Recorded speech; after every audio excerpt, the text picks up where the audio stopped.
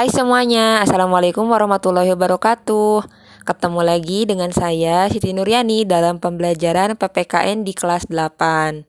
Sebelumnya saya ucapkan selamat ya kepada kalian semuanya. Kalian telah berhasil menjadi siswa kelas 8. Nah, untuk pada video kali ini kita akan mempelajari pembahasan bab baru pada semester baru ini, yaitu tentang memahami kedudukan dan fungsi Pancasila, yang mana materi ini ada di bab 1, materi PPKN kelas 8.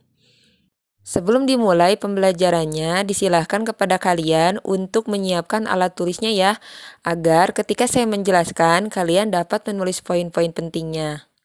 Nah, selanjutnya kalian dipersilahkan juga untuk berdoa menurut agama dan kepercayaannya masing-masing. Yuk kita mulai belajarnya. Nah, ini dia, kalian bisa melihat peta konsep pada bab 1 terbagi ke dalam 3 subpokok bahasan. Nah, yang poin A itu ada arti kedudukan dan fungsi Pancasila. Kemudian ada poin B, makna Pancasila sebagai dasar negara dan pandangan hidup, yang mana pada poin B ini terbagi ke dalam 3 pokok bahasan lagi, yaitu diantaranya ada Pancasila sebagai dasar negara, Pancasila sebagai pandangan hidup, dan arti penting Pancasila sebagai dasar negara dan pandangan hidup. Kemudian pada poin C-nya yaitu menyadari pentingnya kedudukan dan fungsi Pancasila dalam kehidupan bernegara. Nah, pada poin C ini juga terbagi ke dalam sub-sub pokok bahasan lagi, yaitu ada 2. Yang pertama, nilai-nilai Pancasila sebagai dasar negara dan pandangan hidup. Kemudian poin poin 2-nya yaitu membiasakan perilaku sesuai nilai-nilai Pancasila dalam berbagai bidang kehidupan. Nah, dalam beberapa pokok bahasan ini kita akan membahas menjadi beberapa video pembelajaran ya. Nah, baiklah, kita akan membahas pada poin A terlebih dahulu untuk video kali ini, yaitu tentang arti kedudukan dan fungsi Pancasila. Sebelum kita melanjutkan materi lebih dalam lagi, kita review dulu ya bahwa kalian pada saat di kelas 7 sudah mempelajari tentang materi perumusan dan penetapan Pancasila, yang mana pada waktu itu para pendiri negara kita telah menyepakati bahwa pada tanggal 18 Agustus itu mereka menyepakati mengenai dasar negara Indonesia adalah Pancasila. Sebelum menjadi rumusan 5 sila Pancasila yang menjadi dasar negara Indonesia, Pancasila telah melalui sejarah yang cukup panjang ya, yaitu bersama dengan tokoh-tokoh nasional. Nah, bahkan sejak sebelum kemerdekaan, istilah Pancasila sudah menjadi salah satu dasar peraturan penting pada zaman dahulu. Nah, kalian bisa lihat bahwa istilah Pancasila ini sebenarnya sudah ada sejak zaman Kerajaan Majapahit. Nah, kemudian si istilah Pancasila ini sudah termuat di dalam yang namanya Kitab Sutasoma dan Negara Kartagama. Kitab Sutasoma ini adalah karangan dari Empu Tantular ya. Selain di dalam Kitab Sutasoma, istilah Pancasila juga terdapat di dalam Kitab Nagara Kertagama, yaitu karangan Empu Prapanca. Pancasila di dalam bahasa Sanskerta yaitu berasal dari kata panca yang artinya 5 dan sila yaitu artinya sendi atau asas. Nah, Pancasila ini sehingga berarti batu sendi yang 5, juga berarti pelaksanaan kesusilaan yang 5 atau Pancasila Krama. Nah, lebih lanjut di dalam kitab tersebut menguraikan Pancasila ini ada 5 larangan ya. Yang pertama yaitu dilarang melakukan kekerasan, kemudian dilarang mencuri, dilarang berjiwa dengki, dilarang berbohong, dan dilarang mabuk atau minuman keras.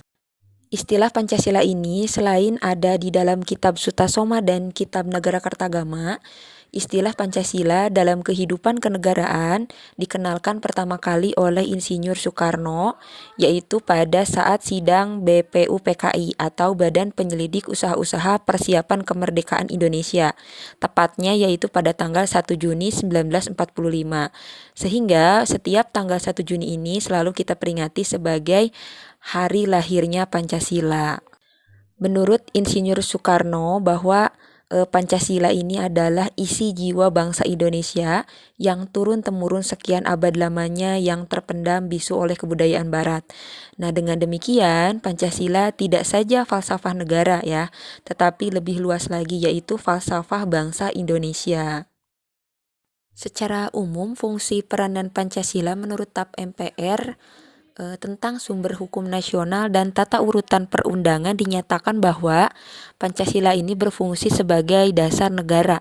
Sekali lagi, fungsi Pancasila itu sebagai dasar negara. Hal ini mengandung maksud bahwa Pancasila digunakan sebagai dasar untuk mengatur penyelenggaraan ketatanegaraan yang meliputi bidang ideologi, politik, ekonomi, sosial budaya, dan pertahanan keamanan. Nah, kurang lebih fungsi dan peranan Pancasila itu kita bisa uraikan ke dalam beberapa poin di bawah ini ya. Fungsi dan peran Pancasila yang pertama yaitu Pancasila sebagai jiwa bangsa Indonesia. Kemudian Pancasila sebagai kepribadian bangsa Indonesia, Pancasila sebagai sumber dari segala sumber hukum, Pancasila sebagai perjanjian luhur, Pancasila sebagai cita-cita dan tujuan bangsa Indonesia, Pancasila sebagai satu-satunya asas dalam kehidupan berbangsa dan bernegara, dan yang terakhir yaitu Pancasila sebagai moral pembangunan. Nah, baiklah, kita akan uraikan satu persatu ya dari ketujuh fungsi ini. Yang pertama, Pancasila sebagai jiwa bangsa Indonesia. Pancasila sebagai jiwa bangsa Indonesia berfungsi agar Indonesia tetap dalam jiwa Pancasila. Dalam hal ini, Pancasila menjadi jiwa bangsa Indonesia ya. Pancasila sendiri juga telah ada sejak bangsa Indonesia lahir, yaitu sejak proklamasi. Yang kedua yaitu Pancasila sebagai kepribadian bangsa Indonesia. Nah, hal ini berarti maksudnya yaitu Pancasila berfungsi dan berperan dalam menunjukkan kepribadian bangsa Indonesia yang dapat dibedakan dengan bangsa yang lain. Kepribadian seperti apa yang menjadi pembeda antara bangsa Indonesia dengan bangsa yang lain? Yaitu diantaranya bangsa Indonesia memiliki sikap mental, kemudian tingkah laku, kemudian adat istiadat, kebudayaan, dan yang lainnya. Selanjutnya yang ketiga yaitu Pancasila sebagai sumber dari segala sumber hukum. Maksudnya apa dari pernyataan tersebut? Maksudnya adalah Pancasila ini berfungsi sebagai sumber hukum yang mengatur segala hukum yang berlaku di Indonesia. Nah, jadi setiap hukum itu tidak boleh bertentangan dengan Pancasila. Misalkan jika membuat suatu aturan atau perundang-undangan ya tidak boleh bertentangan dengan Pancasila, tentunya harus sesuai dengan nilai-nilai yang terkandung di dalam Pancasila. Yang keempat adalah Pancasila sebagai perjanjian luhur. Kenapa? Karena Pancasila ini sudah disepakati melalui Sidang Panitia Persiapan Kemerdekaan Indonesia atau PPKI yaitu pada tanggal 18 Agustus 1945. Walaupun disahkannya Pancasila ini hanya oleh PPKI, tetapi PPKI ini sebenarnya adalah suatu badan yang mewakili suara rakyat, sehingga Pancasila ini merupakan hasil perjanjian bersama rakyat. Yang kelima, Pancasila sebagai cita-cita dan tujuan bangsa Indonesia, yaitu untuk menciptakan masyarakat yang adil dan makmur. Cita-cita luhur bangsa Indonesia termuat tegas tentunya di dalam pembukaan Undang-Undang Dasar 1945. Hal ini dikarenakan dalam pembukaan Undang-Undang Dasar 1945 ini merupakan media penunggangan jiwa proklamasi yaitu jiwa Pancasila yang tertulis di dalamnya. Tepatnya yaitu ada di alinea keempat. Sehingga Pancasila dapat dikatakan sebagai cita-cita dan tujuan bangsa Indonesia. Cita-cita luhur inilah yang kelak akan dicapai oleh bangsa Indonesia selaku bangsa atau negara. Nah, kalian ada yang tahu nggak tujuan nasional bangsa Indonesia itu bunyinya seperti apa?